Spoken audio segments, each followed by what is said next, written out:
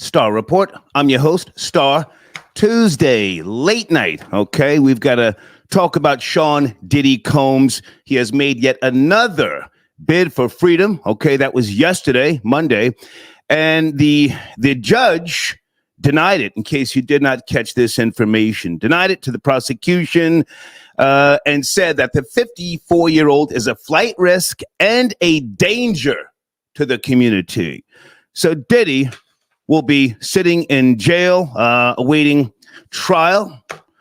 And I want to talk about a few things. Also, many of you saw another lawyer pop up today, and over 100 people supposedly are coming forward, alleged victims, people ready to testify. So it's a reality. Diddy has been not just locked up, he's going to be held accountable, if you will. And I don't know if he's guilty or not, but there's a mountain of evidence against him. So let's be objective. Let's also have some fun as we do. It's a late night show, okay? And I also want to put something on the table. One of my sponsors sent me an email earlier asking about the Suge Knight Ray J discussion that's been going on, because Ray J knows Suge Knight very well, and Diddy. So I want to present something to you guys. It's just a question. Will Suge Knight testify against Diddy? Now, technically, he can. I went and did some research earlier. Technically, he can, even though his case is a state case in California, and Diddy's case is a federal case. He can be called upon if he is needed. Now, would it benefit him? That's the tricky part. I've got all the notes by way of National Association of Attorneys General. That's my website for my source for the information. Would it benefit him? Now, you know, you can't get promised something, you know, in exchange for your testimony, and then it's deemed credible. Suge Knight is he's a guy whose reputation precedes him, and he's sitting in the California jail. I forget which one it is, you know, because he panicked. He stepped on the gas and drove over a guy and killed him. I forget that guy's name. Condolences to the family. Suge panicked, and if memory serves me correctly, he was given 28 years. So he's going to die in the penitentiary. But my question, will Suge Knight testify? Again, I don't think he'll be able to get a reduced sentence. But if there's a jailhouse lawyer out there, I would love to talk to a nigga who's been through this system and you know all the ins and the outs. I think he might. I think Suge Knight. Now, I know he said a couple of years ago he would not testify against Keefe D. And yeah, he shouldn't, because Keefe D is a gang member. And LA County is gangland, and that would be costly, not just to Suge, but to his dear family. I say that with all due respect. However, Diddy is a New York nigga. He's not a Blood. He's not a Crip. You know, so do you think Suge Knight might simply request, well, let me just see my family. Let me hug my grandbabies, and I'll testify. Don't give me no reduced time. I know you can't do that, but just let me hug my kids one last time. What do you think in the live chat before we get to the phone lines? Do you think that might be enough for Suge Knight to testify, just to see the family? Also, I'm going to put something on the table here shortly. Just give me a minute, because I'm going to be pulling an all-nighter here. I'm ready to talk for 3 hours. John Amos, star of Good Times, Roots. Oh, he was Kunta Kinte. He ran, right? He kept running. Tied him to the tree, and they took an axe and chopped off his foot. Cacao. Monumental role. Now, John Amos, a.k.a. James Evans. Oh, you have to put respect on his name tonight. You have to. Strong black man, even though, you know, I didn't grow up like the Good Times show, you know, in the projects with the dirty goddamn walls and all sorts of shit. He was a strong father figure. Even though he married a white woman in 1965. Did you guys know that? Did you know John Amos? him and James Earl Jones, birds of a feather. But he played a strong character, and I think his memory, his legacy should be preserved here tonight on this particular show. John Amos passed away, 84 years of age, okay? And a little bit later, oh man, I got so much to talk about. Hang on a second, let me see if I can remember this. Coming up later. Did Puerto Ricans create disco dancing? Did Puerto Ricans create disco dancing? I say yes. I say yes. I want to get to that later, unless you want to call in now and set it off, okay? History, and there's facts, there's evidence, unless, somebody from a foundational Black American wants to call in and say, no, we created that, yada. Coming up later, okay? All right. Let's get the show cracking here. Good evening. Coming into the morning shortly. If anybody from other countries wants to call in, please email, okay? Let me know that you're on the line. And also, guys, brand new Cash App. I've been talking to Cash App, working with them. And Snitch Network is my official charity. You know that, my 501c3. Tax deductible Cash App donations. $ Snitch Network. I say again, $ Snitch Network. Your donations are tax deductible. You can write them off. You can say, hey, I donate to a charity. A guy named Troy Terrain, he's a fucking rat. He tells, and I help, okay? Just want to put that out there. All right, let's get the show cracking here. Oh, I'm sorry, and I do want to talk about the vice presidential debate. I enjoyed it. I just watched it, okay? Let's go to area code 954. You're my first caller. Please watch the language. Are you there? Are you ready? 954. Yeah, how's it going? Yes, sir. John Amos, strong Black man. Yeah, man. Yeah. Yeah, so I was just thinking we lost King Joffrey Jur and Mr. McDowell in the same couple of weeks. That was wild. Okay. Are you speaking to John Amos, sir? Good times. Yeah, Did you watch your show? How old are you, sir? How old are you? I'm about 37. I saw him in Coming to America. Oh, okay. Yeah, he was in there. Yeah. He put it down. He was like, listen here, Jack, I'm going to put my foot in your raw ass. Yep. He was in Let's Do It Again. He had some great roles. But yeah, great roles. Talking about the debate. Well, hang on a second, sir. You brought up John Amos. You can't just move on that fast, Good times, monumental show, Esther Roll, played Florida. She insisted to have a Black husband on that show because when they first wrote it, Norman Lear, if memory serves me correctly, they wanted her to be a single Black mother. And she said, no, I want a husband. And there you have it.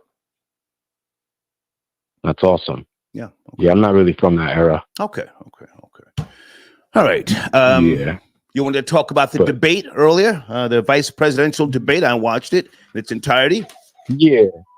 It looks like, it would be nice if these were our actual candidates. If we didn't have, this circus we have going on with Kamala and Trump. Okay. These guys seem a little bit more sensitive. Kamala, so that's how you say her name. Right. Excuse Kamala. That's how you say her name. Go ahead. Kamala. Go ahead. Put some respect on it, right? Mm-hmm. But yeah, it would be nice if we had, more normalcy in that kind of office. And these guys looked like they were more fit for office than what we got currently running. Did you watch the entire debate, sir? Do you have an opinion on who you think was victorious? I saw bits and pieces. Okay. I saw bits and pieces, but I'm biased to, the Republicans, so I'm going for Trump all the way. Okay. I thought J.D. Vance did very well. Did you see when they muted his mic because he responded to the Springfield Ohio situation with facts and the voting process? And that's the only time in the debate that I saw they muted anybody's mic. He was talking, breaking it down, giving them work. They muted his mic. Did you see that part? Yeah, they cut him off with a smile on their face. I don't know if you noticed. They were smirking. Yes, I saw it. Yeah. Those two girls, those two women. It was, but that's the day we live in, the world we live in. But if you heard, Walsh was kind of clapping back, and they were both kind of going back and forth while their mics were muted. It was a good discussion. It's a good discussion, but that's not my main topic, sir. The diddler denied freedom again. This makes the third time. Yes, no? Get the speed? Yeah, man, he's stuck, bro. He'll be lucky if he makes that alive. You know, are you laughing at a black man's downfall, sir? That's Diddy. Come on, man. Well, I mean, the first cassette tape I bought was No Way Out, 1997. Yeah. So let's put it like that. But you know, it's wild that's where he's at. You know, all that money, all that fame, all that power. This homie was diddling. Yeah. Well, there's an old saying, sir, very old saying. Sometimes you have to let go and let God. He claimed to be a man of God. Okay? That's it. Amen. Okay, thank you, sir. Have a good night. Thank you so much. Okay, I let him talk. Yeah, sometimes you have to let go and let God. Let God work this out. Hang on a second. I was printing something out here, folks. So many notes here this evening. I had a great day for those who give a damn. All right. Hey, Chanel, I got your donation. Are you calling in, darling? Yes, I have a brand new Cash App, a charity. I've had that charity for a while. $ Snitch Network, okay? Hey, Vera, I got your donation as well. Yeah, call in. I'm going to be here for a while, Vera. Thank you for tapping in, all right? Let's go to area code 602. Late night, Diddy denied freedom again. He's going to stand trial. Again? Yeah. Good evening. Can you hear me okay? I can hear you. Who's this? I'm calling from Phoenix, Arizona. Hey. And so I just wanted to chime in really quick. Okay. And so I did see that Diddy was denied again. And my question is, I don't know why he keeps trying, because he's going to the federal government offering negotiations and circumstances and money. We already know he offered $50 million for bail. And so it seems like they're just trying to negotiate at this point. One thing the feds is not going to accept is money or financial gain, because the feds print money. The feds can make money. If they want whatever amount Diddy wants to offer, the federal government can go to the machine and make the money and get that money. They don't really need his money. So I think he's going to stay there until trial, which I'm happy about. Okay. I'm sure that his victims are happy about. Okay. But I heard or read on the TMZ app that he's putting together sort of a dream team. So he's trying to switch up Right. or add to the legal team that he has. And that's good for him. I'm never going to stop someone who's on a criminal trial from defending themselves. But I mean, we have to just see how it goes. I don't think that he's going to come out with the result that he wants, if that makes sense. Yeah, the rejection again for bail. They're saying he's a danger to the community, and you know, absolutely. Okay, at his age, you know, I'm sure he, as you just said, he's trying to put together the best legal team, but the lawsuits are mounting, and this story. Pardon me, by the way, if I didn't reference my source, The Independent and a few other platforms are talking about, you know, him trying to get freedom to deal with his case from the outside. If I can shift for a second, I want to speak to Suge Knight. Have you seen Suge Knight talking? He's all over the place like bird shit. Suge Knight? He's always talking. He's always like that person in the hood that wants to sell you something. A chatty patty. He's a chatty patty. Yeah, just a chatty patty, yeah. My question. What did he say today? My question, do you think Suge Knight will testify against Diddy? He's already said he wouldn't testify against Keefe D, but Diddy, he's got an axe to grind. I don't think the feds need him. I don't think the feds need him. They have enough evidence. They have enough. If the feds raid your house and you don't think that they're going to press the walls and see if you have a secret door or a secret wall or pull your floors to see if you have a secret floor, because that's what rich people do, right?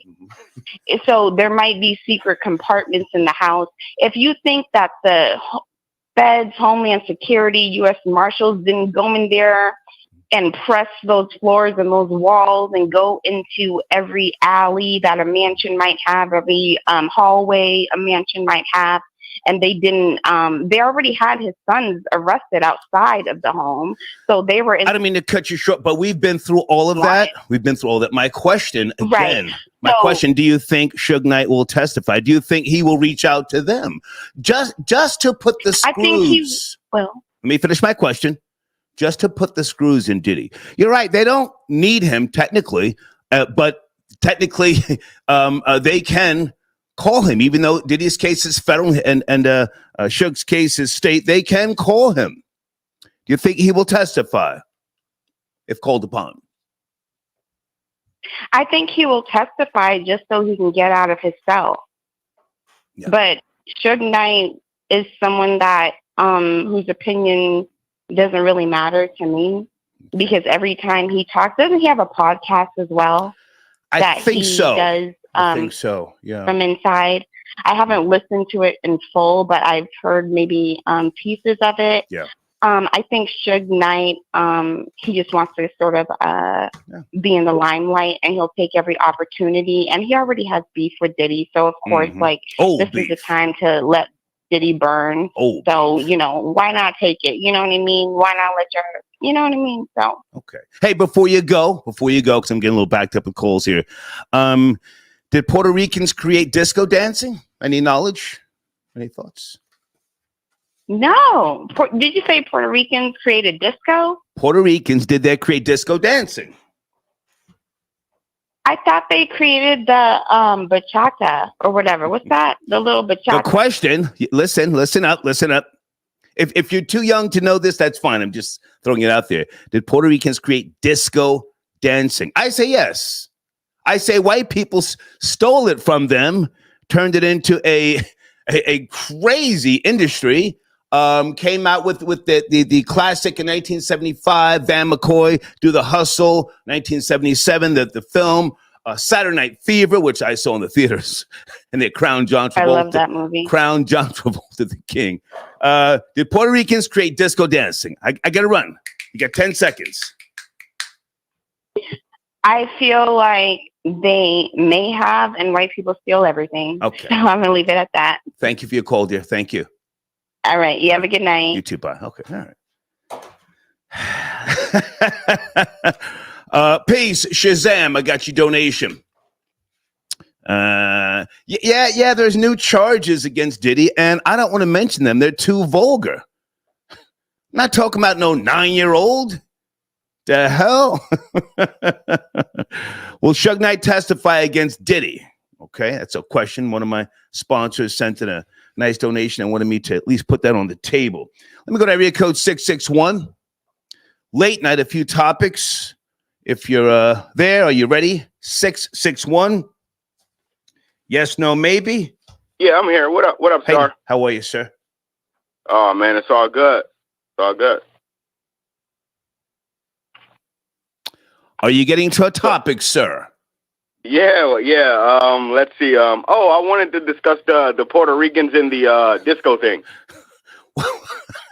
Well, that's just a question for later, sir. How old are you? Okay. How old are you? 31. Okay. I don't want to spend too much time on this. And my main topic is Diddy didn't hide bond again. But did Puerto Ricans create disco dancing? I say yes. I agree. Okay. I agree. Okay. I was out, and this is. I was watching Carlito's Way, and yeah. It was like the classic with Al Pacino. So, yeah. Exactly. And it was 1975 in that movie, right? I forget, sir. You tell me. You said you watched it. Yeah, it was New York City, 1975. But hey, I don't wish prison upon anybody. But for Diddy, I kind of want to see him go. I kind of want to see him go. I don't like him. Yeah. You know. So, but hey, man. Other than that, you know, keep doing what you're doing. Right.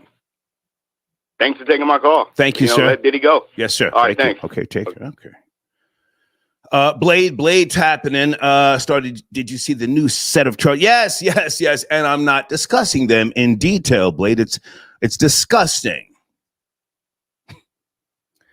I got the lawyer's name right here because, as you know, I come with notes. Tony Buzbee. He's standing in front of a big wall with his phone number. and who was the mammy standing next to him? Who was the mammy standing there? She had a real sunken look. Looked like she had on a funeral dress, and she I guess she's holding him down, and he's claiming he's got over 100 clients. Pardon me, 120 accusers. Be careful if you're calling with regards to that particular story. I'm not going to mention anything with regards to minors. That's a little bit too much for me, okay? 1051 fam, thank you for your support. Yeah, you can still use PayPal and Streamlabs. I got a brand new Cash App. Everything is, I had to send in the 501c3 paperwork to Cash App. Cash App is really doing a couple of content creators that I know dirty, but we won't focus on that too much, right? Let's go to area code 689. Late night. Diddy denied bond again. You there? 689. 6-8. Yes. Can you hear me? Yes. How are you? Good evening. Yes. Good evening, sir. The first thing I wanted to go into was the John Amos thing, All right, because technically he died August 21st. Okay. His son just released the info. He's actually been dead over a month. Okay. Come on. Pick up the pace. And no. The reason I was just saying it is because I had to look that up, and I was like, because my friend sent me that, and I was like, wait a minute. Mm-hmm. And so I wanted to just reaffirm that. Yeah. But we can skip by that, and let's get. No. Hang on a second. According to people.com, yes, he died of natural causes on August the 21st, and his son KC, right, said he. Well, okay, I'm just reading some of the stuff here, but we're talking about his legacy, his impact, and his monumental work. And I think that, we have to look at not just good times, but that's where he really came into to our homes, those from my generation and others who watch the reruns. Well, I'm from your generation. Okay. Come on, man. And the thing I look at with John Amos is that the reason he got fired from there is because he wanted to give a realistic view of Black culture, of Black excellence going through struggles, mm-hmm. that they wanted to show JJ as what Black people were really hey. Yeah. But that's dynamite. Right. And he wasn't about that. And if you even know, even if you look, that the mother got out of that for a while because she agreed with that's not what they wanted to see. Yeah. So, he has a legacy. You go to Roots, you go to a lot of things that he's done. I mean, the dude has planted his legacy. He left things that generations now not only could see but should see. Mm-hmm, mm-hmm. Yeah. So he also wanted a raise, and it wasn't that much money, but they used that against him. They tried to act like he was just a little too arrogant, too big for his britches. But what's your favorite episode of Good Times with John Amos? I have one. What's yours? I'll tell you my famous, my best one is when he had to go down there when it was, there was actually two, but the one he went down there when he had to handle business when they shot JJ. Okay. If you remember that one. But the other one, which I really could attest to, because I felt that with my father, was the one where he whipped that the kid who JJ was you remember he came to, and they was trying to tell him, no, don't say that. But John Amos took him into the room, whipped his ass, and then when he brought him back out, he was sitting there reading with Michael. Okay. Because what about the Black Jesus episode? Black Jesus on the wall. Come on now. I remember that one. That was a good one. That was a good one. Yeah. I like that. I do like that one. But when you said my favorite, I got to go with those. But there was several. That I could go to. Okay. Well, I just asked you for one, so I can't do too much on that right now. No, but, I get you. Okay. I get you. Okay. But I didn't. I wanted to go to some of the other topics because I know I only got a short time span. Please, come on. So I also wanted to go. I mean, where do you want to go to the debate? Do you want to go to? I mean, we could go. Well, sir, my main topic is Diddy denied bond again. Unless you want to talk about the debate. Okay, the vice presidential debate. It was just on. I watched it in its entirety. Where do you want to go, sir? Me too. Okay. No, okay. So I could go to both. I watched the presidential debate in its entirety. Vance, I was actually surprised. He did very well. Yeah. And I'm not even a proponent for him, but he did well. Okay. And I will agree with you that when on a lot of his topics, he was on point. The only thing that I looked at was that when Walsh asked him if they were to lose, would he accept the loss? You know, and then he kind of swayed on that. But all in all, I think Vance held his own. Okay. And I have no problems on what he said, because I actually, even though I've heard him in the past and I was a opponent of him, okay, I actually had to agree with a lot of what he said. Okay. I thank you for the calls. I got other calls piling up here. Yes, Dan, thank you, sir, and you have a great evening, and I'll still be listening. Yes, sir. Thank you. Okay.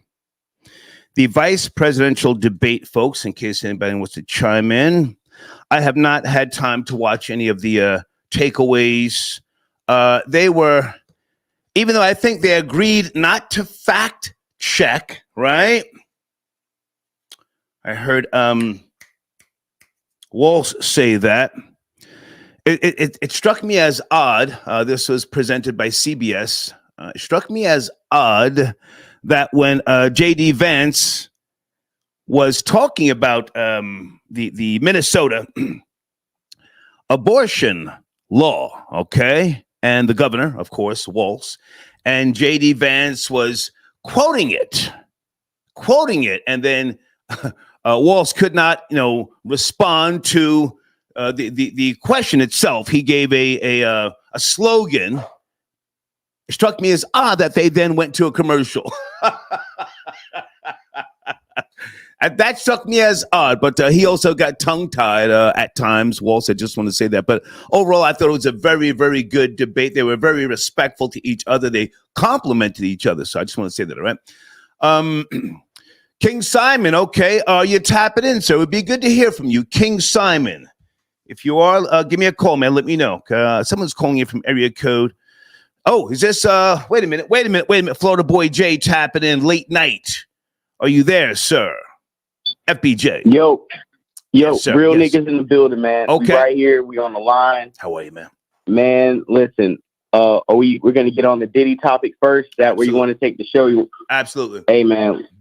Listen. At the end of the day, yeah, he was trying to get his OJ on and reignite Johnny Cochran vibes with releasing. Oh, I'm getting the dream team, nigga. Nigga, you should have got a dream team 8 years ago. Nigga, you should have been had the dream team on payroll. We don't want to hear about no dream team now. You behind bars. If you had the dream team, yet they would have got your black ass out. Like, what are we doing? Yeah. And it's so funny that announcement comes at the same time that them niggas in Houston release all these cases that now they got a hotline. They got they got the Diddler hotline. Yeah. It's insane. This is a public humiliation ritual in 8K. But what the main point is, though, what nobody's gonna really see is that, check it out, that they did it in Houston, right? Why Houston?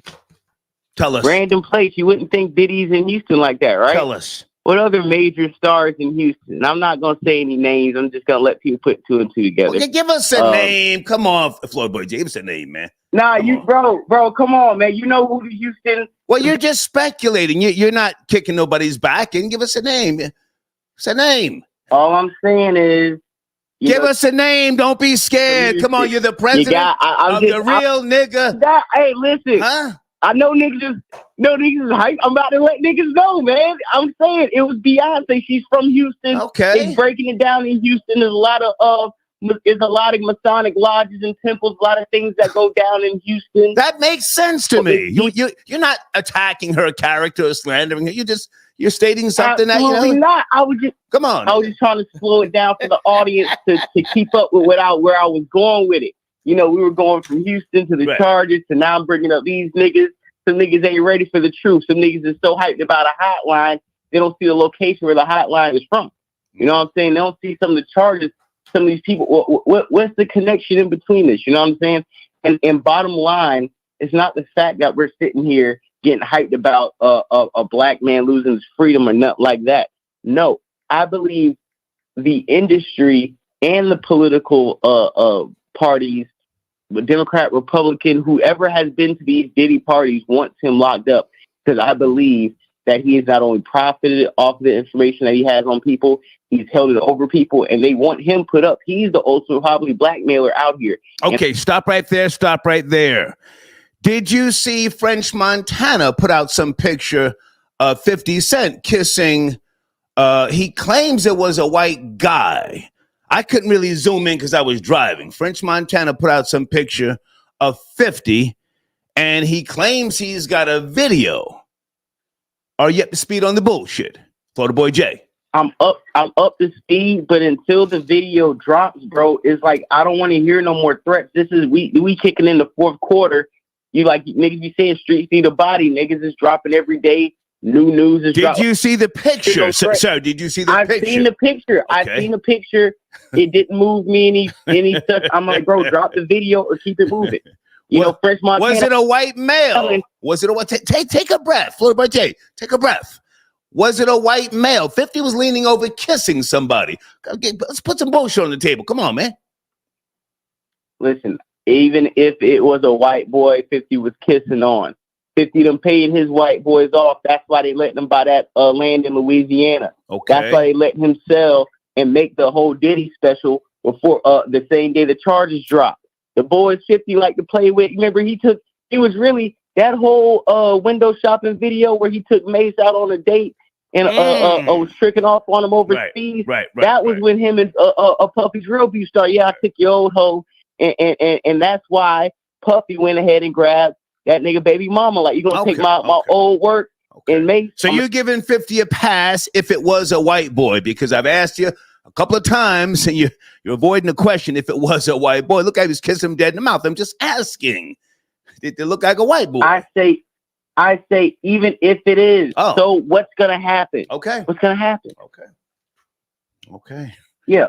And then on top of the fact, you have another. Now take your time. Another question. Take your time. You and I spoke earlier. Thank you for sending me the notes. Suge Knight, do you think he'll testify? You sent me some really good notes here from the National Association of Attorneys General. Technically, he can. He can, but is he needed? That's the question. More than likely, it wouldn't benefit him by way of any type of reduced time. But do you think he might do this to get in the eyes of the right people to then maybe get a pardon from whatever president gets in office? Or do you think he just may do this to bargain to hug his family one last time? Florida Boy J. I think he would just do this off the pure, simple fact that it's been plenty of times after the Pac and Biggie beef that I'm pretty sure Puffy went out of his way to make sure Suge Knight's back was kicked in. And with whether it was the music industry, television, film, entrepreneur, endeavors. So I'm sorry, even the things that even Cassie and the bodyguard, not Deandre Bonds, I forgot his first name, said about when he found out that Suge Knight, when Diddy found out Suge Knight was in LA at some burger joint, he grabbed a bunch of guns and rolled up there. It's like them niggas got smoke for each other and it's on site. Yeah. And for Suge Knight to be the type of supreme hater that he is, I believe he would just catch a flight, eat some peanuts on the plane, land, hug his family and point out that nigga, say, he was pinching on booties since 92. I think he would make a direct, hang on a second, a direct correlation to the death of Tupac. Now, hang on a second. I'm going to put some facts on the table here by way of the Uniform Act. This can happen for those who say, two different jurisdictions, federal and state. No, the Uniform Act. Do you have the notes in front of you? Yes, no? I still have them right here. I can pull them up real quick. Okay, step-by-step process for using the Uniform Act. Obtaining a subpoena under the Uniform Act is a 5-step process.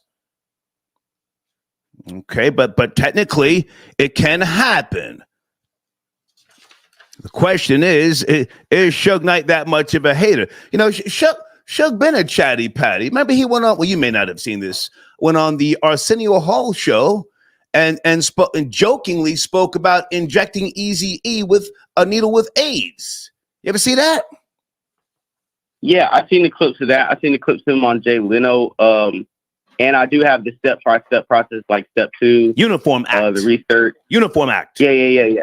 Come on. Now, I'm skimming through right now, but yeah, for the fact is, I believe if it has to do on maybe like the Tupac case, that he might go in and do it, but at the same time, he is already locked up, and that will probably be considered snitching. Okay. So I don't believe that him being old school, that it will be kind of practical, for him to go do it. But I would love to see him go ahead and kick his back in. I think that he deserves, because one thing, Diddy was the one who snitched to the feds that Suge, Irv, and Jay Prince were all about to do that black distribution back in the early 2000s. So if for anything else for stopping black liberation, I think he should go in there and snitch on Diddy. If you can do one last thing for black people, is make sure that coon ass nigga Diddy is locked up, slamming the soap in the shower first thing in the morning. Yeah. Okay. Anything else you want to put on the table? Did you see the vice presidential debate earlier? Not that you had to, I'm just asking. You and I chop it up often. Yeah. I was watching it until you went live, and I was like, let's cut this shit off and cut the nigga shit on, and I went live as soon as it was over. I pushed the button. Bing. Yeah. But I caught it late, so I didn't get a chance to finish it. Okay. But what I did get to see I did really enjoy both of them, to be honest. I always like Wise. He I don't know, something about him. It just seems like he's very genuine. And you kind of get that with a lot of politicians. Even though when they did ask him about the little military cap he was doing, he kind of froze up on that. But outside of that, he seems very genuine. Like I said, JD Vance, he did better than I expected to. They both did better than Kamala Harris and Donald Trump. To be honest, tonight made Kamala and Trump look bad as far as their just cognitive skills and how they are able to have coherent sentences, to be honest. Yeah. So I do salute both of them on that, and that fact that it was pretty cordial. There wasn't a lot of mudslinging because they're low IQ. It seems like they're both concise, and especially when Vance had to answer for a lot of things that you would think he'd be backtracking on or like trying to explain his way out of. He held himself accountable. Like, well, it's time. If you're being held wrong, you should be held accountable. JD Vance, if I can jump in, ran from no questions. He gave context, and then he made sure when he addressed the question given by the two female moderators, he circled back and addressed their question again. So he did a phenomenal job, if you ask me. I like the fact that he has accepted what he said in the past about Trump, but he has come back to address it and also say that, he was wrong. And I even give Walsh some credit, but he got tongue-tied for a while. He had a brain freeze when he was talking talking about China. But all right, hey man. I'm sorry. Go ahead. And I want to say this about John Amos, really quick. Go ahead, please. And I don't want to, go crazy or anything, but at the end of the day, we need to look more into we finding out that he died a month after he died, and it's just being reported he died. Let's go on and celebrate his life. Can I tell you why sometimes families do that? In case you don't know, Florida Boy J. You can, but it's deeper than what you're about to say, just based off of numerous reports way before he passed away over the last year and a half, 2 years concerning. I mean, conspiracies are one thing, but hang on. Sometimes you have to get the legal affairs in order because you have people trying to, get their grubby paws on something, trying to file lawsuits and things like that. And then it becomes a whole thing where the body is still sitting in the goddamn morgue. James Brown in particular sat in the morgue for months and months and months because the family was squabbling. So, but I just had to say that, but go finish up.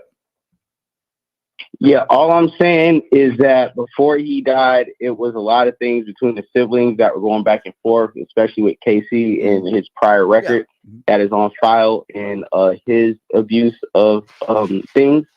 And I just feel like as a community, somebody needs to at least look into it. We can't, salute John Amos. I love him to death. He was definitely one of the first Black fathers. But for the fact that we just found out he died a month later, for the fact that there has been sketchy things between his son KC and his dad's welfare along his twilight years, we can have more an investigation on why we're just finding out more than just spending all the time celebrating. Gotcha. I will leave on that note. Sorry.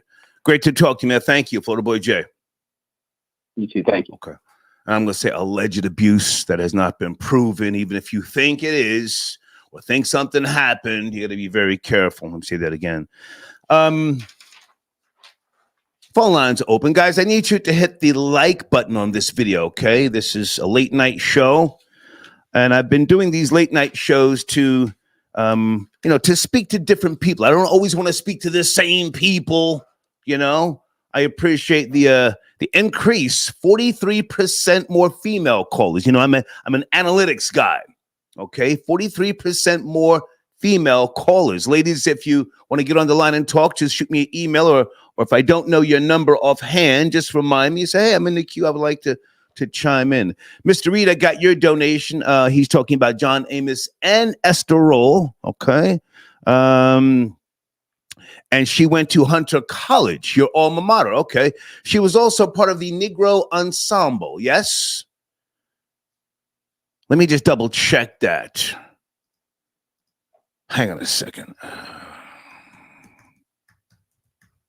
I don't want to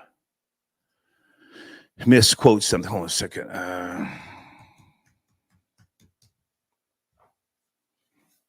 Esther Roll. Okay. I'm pretty sure she passed away in 1998. Pretty sure she was part of the Negro. Let me just get it right. Let me get it right. I first saw her. I'm so old. I remember her on Maude, the television show Maude.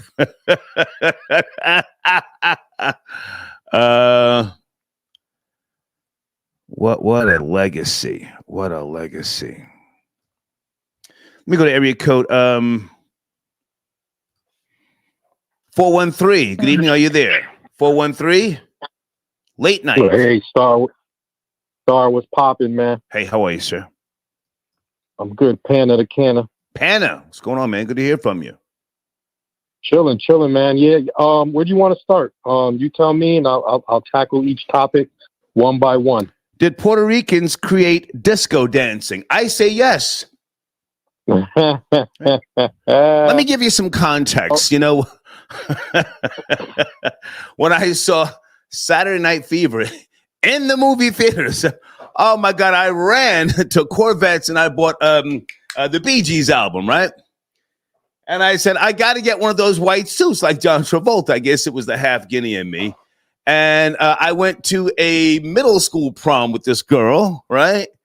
And I'm thinking like, hey, disco's this Italian thing, And one of my uncles, my Puerto Rican uncle, Danny, he was laughing at me. And he told me years later why he was laughing at me, because he said that disco music came from Puerto Ricans. And after doing some research over the years, yada, yada, yada, I find it to be true unless you say different. Just a question. What do you think, Panna? Nah, I think I'm gonna have to agree with you. I think disco was heavily influenced by gay Puerto Rican DJs in the 70s. Through the Studio 54 outlet. Okay. And heavily through the John Travolta movie. That kind of backboned it. But yeah, gay Puerto Rican DJs, they're the backbone of disco music. Why do you have to call them gay? Or aren't you Dominican? I forget. What's your thing? I forget. Nah. Colombian. Oh, okay. So you wanted to take a little shot. Okay, go ahead. Yeah, no shot, no shots at all. No shots at all. No. I forgot what documentary I was watching recently, and one of the DJs of the 70s that was heavily into the disco movement was the gay guy. I'm not sure what it was. It might have been something about Andy Warhol or Basquiat or something in that 70s, late 70s, early 80s era that talked about his influence and how he was very much in the New York scene, in the downtown scene, and just explained it thoroughly of his influence in that disco culture. Okay.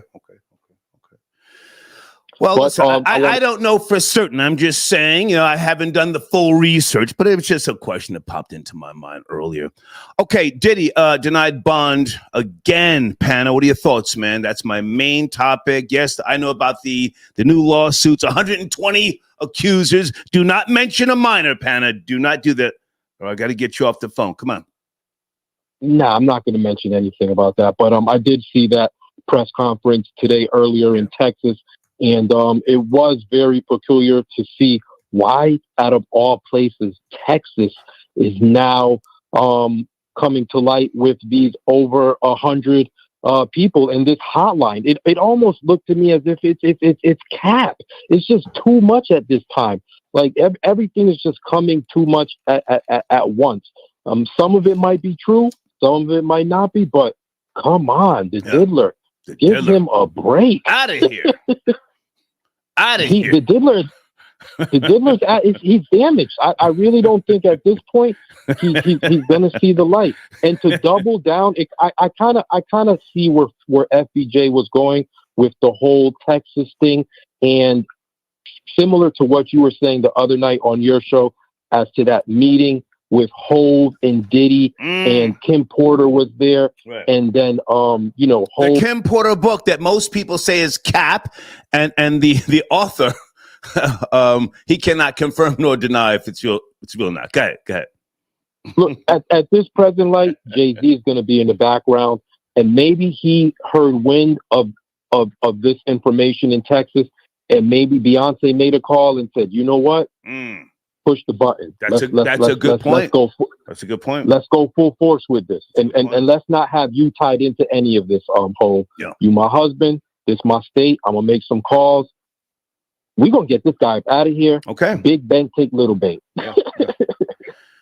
And in regards to the debate, I saw the whole thing from beginning to end, and I must say Vance cooked waltz. Vance stood on business. And it was very good to see him speak very, very much at a rate which kind of put shine on Trump, because the whole debate between Trump and Kamala, right, that was a mess. But to see Kamala, yeah, Alia's cousin. If we didn't address that yet, she's Alia's cousin. I call her camel toe. Okay, good. but to see these two gentlemen speak and Vance kind of stand on business and cook them, and what stood out to me, which was supreme goofiness from Waltz, was that he said during the debate, at times he rambles, and right. He said that I don't know the exact word. And then he had the brain freeze when he was talking about China. That's when the brain freeze happened. Right. And then he said, at times I can be seen as as somebody that's goofy. Goofy wasn't the correct word, but it was similar to that. But as a man of his stature and at this political stage, why are you going to present to the public, to the world, that you ramble at times, and then you're seen somewhat as I cannot remember the exact word, but it did not look good for him at all. Yeah. It made him look like he was a fool. He didn't look confident. His words weren't coming out as clear as Vance, and it was just, to me, it was just a debacle for the whole Democratic Party. Okay. Great to talk to you. Did you wait one more? Did you see the Suge Knight on Chris Cuomo? I heard a part of it, and then one of the sponsors sent me a nice donation asking me if I could address it. I saw Ray J speaking to Chris Cuomo on his Chris Cuomo's platform. I forget the name of it, but any thoughts with regards to what Suge Knight said? Yeah, definitely. I must say that Suge Knight will not testify on Diddy. At the end of the day, he did say he does not want to see any black man, but any man in general, go to jail. At one point, they were friends. They're not enemies, he said, but he does believe Diddy needs to get help. And Suge Knight dropped names. He dropped names as to where Diddy learned this behavior. He specifically said Clive Davis. Yeah. I heard that part, but now hang on a second. I'm not saying that I'm right. Pan, are you a father? Yeah. Okay. All that street code shit is out the window when your kids are involved, when you're doing a stretch, which I've never done, and I don't have any biological kids. If the feds, approach him, and say, hey, would you consider testifying? We can't offer you any reduced time. However, we will let you spend 4 or 5 hours with your kids. We'll put you in a hotel. You can have dinner. You can hug and all. You wouldn't take that deal and testify? I don't think Suge. I mean, I don't think. I'm talking about you, Panna. You, never mind Suge. You doing 28 years. I'll take that deal. Given the opportunity to see your family. Yeah, I'll take that deal. There you go. I'm talking on Diddy. Okay, all right. Good to talk to you, Panna. Good to talk to you, man. All right, respect. Thank you, respect, Guys, let me point something out to you here also, just in case you joined the show late. By way of the Uniform Act, technically Suge Knight can testify. Any jailhouse lawyers available to call in? Is that white boy Rory in the queue? White boy Rory. Yo, stop. What's up, my G? What's up, my G? What's going on, my G? Everything good? Thank you for your patience. Gotta watch the language, Rory. Gotta watch the language, all right? Okay. Where do you want to start? You have. Yeah, can I say? Well, first of all, I want to say salute to all the black girls, all the sisters in the live chat that throw up their lighters when I come on the line. Okay. Yeah, I appreciate that. They all got their lighters up. They like their lighters up when I come on the line. So okay. Salute to all the sisters in the live chat. Yeah, man. I want to hit on the topic. Come on. John Amos. R.I.P. John Amos. But he was a cool man. Oh, let's keep it real. He was lame. Oh, come on, Star. He was lame. Dude was lame. He took a part in that syndicated show that he knew would go on for seasons. And he was so lame that he was like a dad in the projects, could never get his family out of the projects. He raised a bunch of kids. They were of age to go work, whether it was fast food or wherever, and they could have pooled their money together and got themselves a cheap-ass house on the west side of Chicago or the south side of Chicago and fixed it up themselves. But he was a lame. He couldn't get no work. He was always in and out of work. This white boy is violating, but I'm going to let him talk. He's violating. No, I'm serious. I'm dead ass serious. And he married a white woman. This is a quintessential coon. There shouldn't be any black tears shed. There shouldn't be any tears shed in the black community for a quintessential coon like that. I mean, he didn't, what was the other, Kunta Kinte? There you go. He was willing to be the sacrificial brother who got his ass whooped his whole life in his performance, in his, his work, his profession, getting his ass whooped by a white man his whole life. He just perpetuated the rhythm. You don't think there was other black guys? Now, hang on a second, Rory. You and I are friends. You do support the machine. Hang on. Listen. There's people out the project. Hey. Turn that down in the background and listen.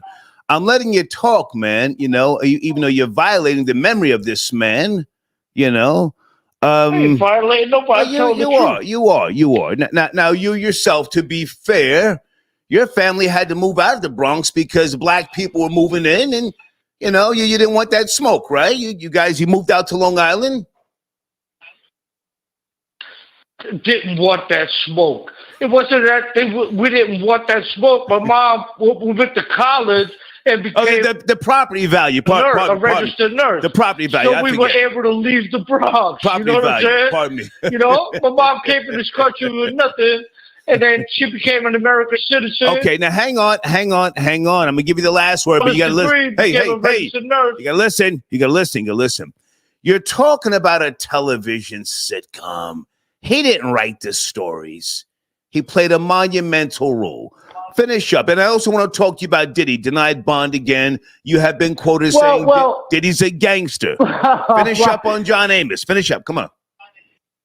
All right, cool, man. I don't know why you're so touchy tonight. But, John Amos, he expected he accepted the role, and he never looked at the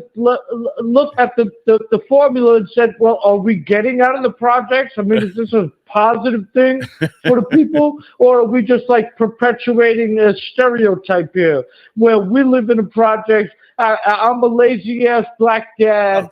I got 3 kids. None of them is contributing to the household. We never got out of the project. I don't know. In my mind, that's not really positive. Okay.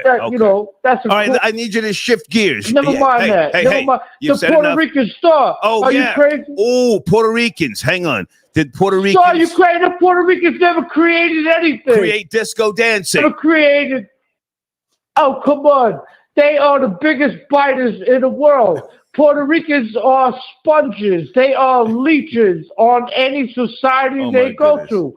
They created disco. After this, they didn't get the props for that.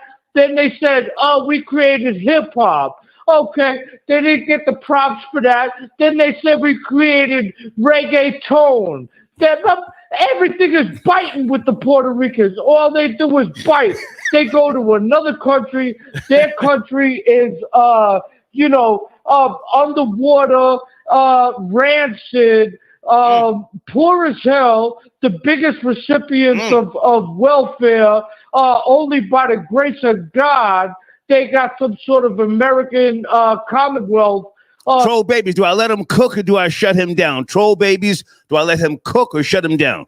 They vote, I don't know what to do. That's what they vote. The Puerto Ricans are so stupid that they vote, I don't know what to do. We don't know if we want to be a Commonwealth or we don't know if we want to be independent. Okay. Where, if it had stupid on a goddamn checklist of geographics, Puerto Rico was just rank up there with the Dominicans in like the top 5 of stupid people in the world. Okay. So that's how that goes. That's how that goes. Diddy denied bond again Monday, which was yesterday. Are you up to speed? The judge says no, he's a danger to the community and a flight risk. Can you finish up there, Rory? Yeah, well, we are in heaven over here in white America to see all these zesty black brothers that pretend they're tough, thinking that, and they're all getting exposed. And if we got to sacrifice a little Justin Bieber, that's nothing. He's a Canadian anyway, so that's nothing. If you want to pimp out a little white boy, that's okay. But this is a black thing with Diddy. It's not really many white people are going to go to jail over it, but there's going to be a lot of black A and B list celebrities who are going to get exposed for being as trashy and as zesty as they could be. That's why we're not scared of these. But you still say Diddy's a gangster. You've been supporting him. Don't kick his back in now. You've been supporting him, right? Well, no, I supported him. I mean, that's what I'm saying. I'm not really. That doesn't really affect my demographic. So if black dudes want to be zesty and they want to sell their soul to the devil, that's just part and parcel of what we're seeing all day, all night. I really don't see any white people getting convicted for stuff. This is going to be a black celebrity thing. It's not going to be a mixed thing or a white celebrity thing. Okay. Don't think that. Okay. The Jews that are stepping down, the small hats, they're going to get away with everything. Right. We don't consider them white. I got to take other calls, Rory. Good to talk to you. We'll catch up tomorrow. Salute. All right, sir. Okay. That's my friend, white boy Rory. All right. Guys, showrunner, Vance versus Waltz. Okay. VP debate reactions. If you watched the debate and you want to chime in, I watched the whole thing. I enjoyed it. It was a good discussion. There was only one part that I could see where they muted JD Vance's mic because he wouldn't let them just, throw the Springfield, Ohio thing out there and then, make it seem as if he was just cuckoo for Cocoa Puffs. He fired back with facts about the voting process. And they muted his mic. Also, my top story here, Diddy makes another bid for freedom ahead of his trial, all right? Let me look in that live chat real fast because Florida Boy Jay, he was dancing around the question. Guys, was that a white male that 50 was kissing? French Montana has clapped back at Diddy on Instagram, and I'm not sure if that was a male or a female, and now he's claiming he's got a video. French Montana may have a video because I saw him and the diddler. At first, they were in some type of club with actress Sanaa Lathan. And they started getting a little loose and touchy, feely. The next thing you know, they're in a vehicle. The diddler is laughing in the camera. French Montana damn near got Sanaa Lathan in a headlock. Sheesh. Area code 424. Are you there? Late Tuesday night? I'm here. How are you, sir? I'm here. Yes, sir. Can you pick up the pace? We're talking about a few topics. Are you ready? Yeah. No, I got you. Okay.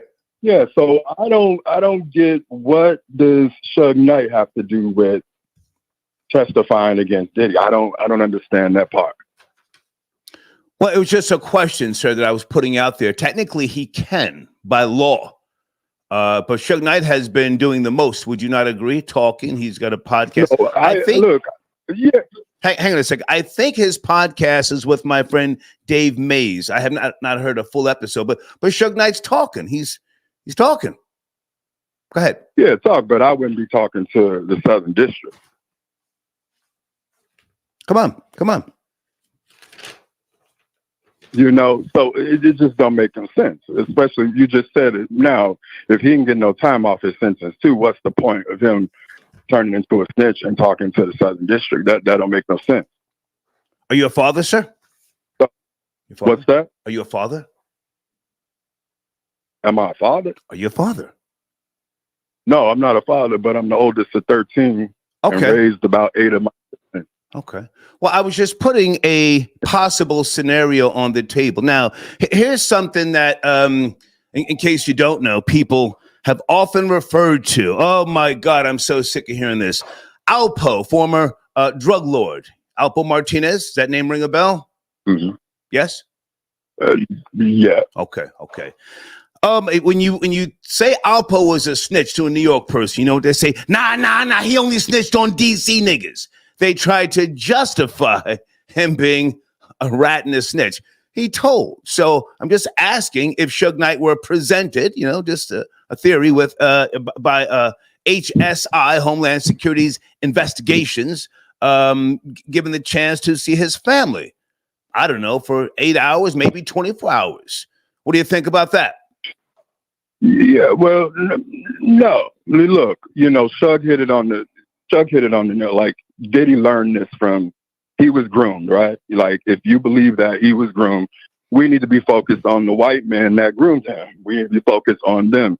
I just find it funny that you have all these successful black men at the same time coming up on charges right now. Like, what the hell does baby lotion have to do with anything? It's just baby oil, sir. Baby oil. Baby oils. Baby oil, lotion. It don't matter. Lubrication. It don't matter. Like, that's not illegal, right? But that's a part.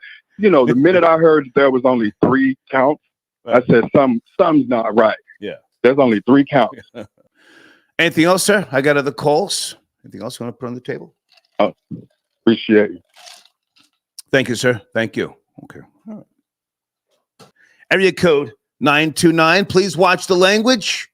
Language. Yeah. Are you there? I got you. Okay. Yes, sir. Are you ready? How are you?